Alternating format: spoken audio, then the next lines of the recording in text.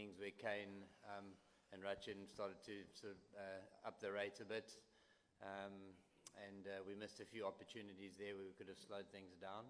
And then obviously the partnership that got broken when we were batting, we're just starting to get going, and that partnership got broken and really slowed us down in the middle. And obviously we saw Dave play unbelievably well in the end to get 100, and then you lose by 50, and you're just one partnership away from doing something special. Rob, Keshev's usually really good in the middle overs at reining an opposition side in, but Rachin and Kane really seem to target him through that middle phase. Do you think potentially that is a bit of a sliding doors moment? Because obviously Mitch Santner in the second innings was quite good through that middle phase. Yeah, I mean, obviously, I think they played particularly well against Keshev. I think the ball did spin a little bit more in the second innings, which would have contributed to that. But as I said, I thought they played him very well. Kesh is a world-class bowler, we know that. So to put him under pressure and sort of turn the tide a little bit there, change the flow of the game. So we have to commend the two world-class batters batting together and played particularly well. Would you have batted first as well, if you want to talk? Yeah, we would have batted first. Well, tough luck, another semi-final, another defeat. You guys fought well. I wanted to ask you that after losing the toss, don't you think you guys didn't have plan B? Because the way Rachin and Kane Williamson, they were playing, they were so smooth, no hassles, the ball was coming nicely over the bat, and looked like that didn't have a plan B or plan C?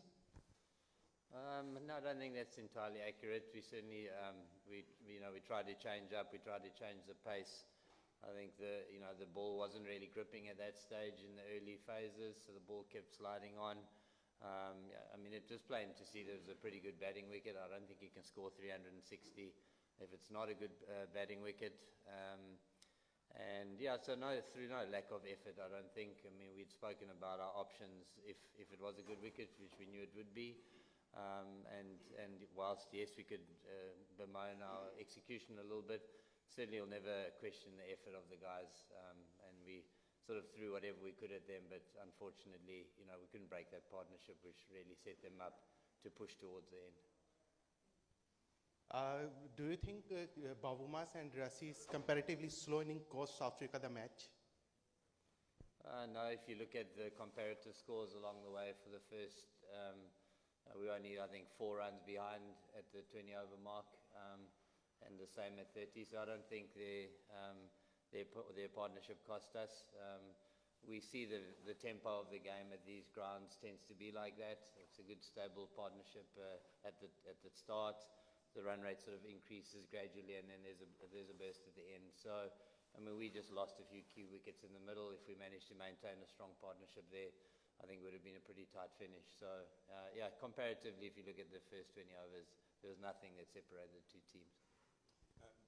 If you compare the spin bowling attacks of both teams, so New Zealand spin bowling was really good, but African couldn't ball spin good too much. So, is it only the toss factor that the second bowling was supposed to be good in spell, or you feel that New Zealand's spin attack was good rather than Africans? I mean, I think you have to acknowledge the black cap spinners have bowled well for the whole competition thus far. Michael Bracewell sort of slides under the radar, but I think it was just 2 games ago that he bowled 10 overs for 24, took 4 wickets. So, and then Mitch Santner is a quality operator. So, I mean, the two of them working together. Mind you, their run rates were still up there. The ball did spin a bit more though in the second innings, no doubt about that. And so, a bit of conditions, but also hats off to their quality as well.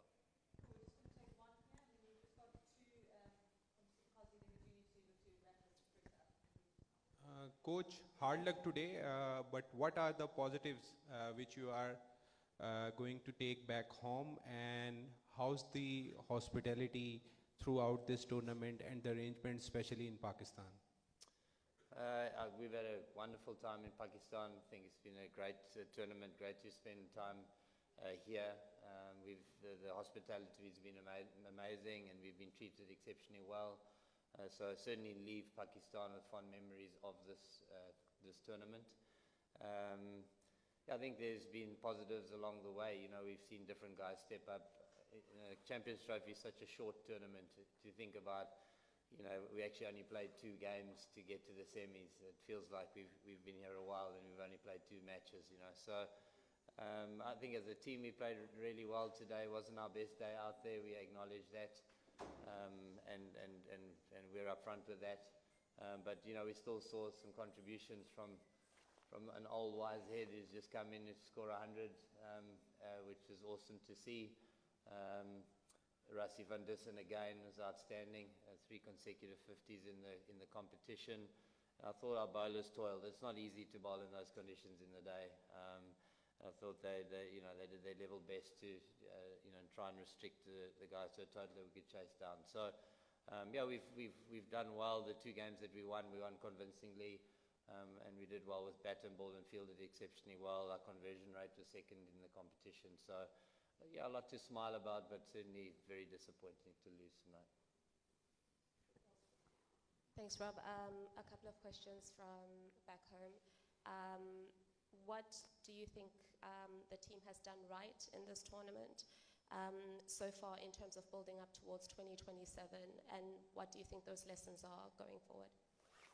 Excuse me. I mean, I think I've just answered it. We in the wins we managed to put some significant partnerships together. We had guys contributing significantly with the bat. From a bowling point of view, I think our biggest development was our accuracy. We were able to be very accurate as a seam unit, and that's something that we've been working really hard on. Every game we play is a learning opportunity, and we just keep trying to take the little lessons. Today is a hard lesson. You feel it a little bit more because it's the end of a campaign, but we certainly continue to keep learning from things, little bits here and there that we can do better. We're still evolving as a team, there's no doubt in my mind. 2.5 years to 2027, and that's the eyes on the prize. And just reflecting on the tournament as a whole and the group that you were in, how do you feel you guys fared against all of your opponents? People I think refer to our pool as a pool of death because of the strength of the competition in it. We saw Afghanistan beat England and play exceptionally well. Australia, obviously, the other side to get through. We really missed not playing them in our second game. I think that would have been an excellent competitive match there, but we did what we had to do in the 2 games in the pool rounds, I think, and won convincingly well and played some seriously good cricket. So it was just a bad day to have a bad day today.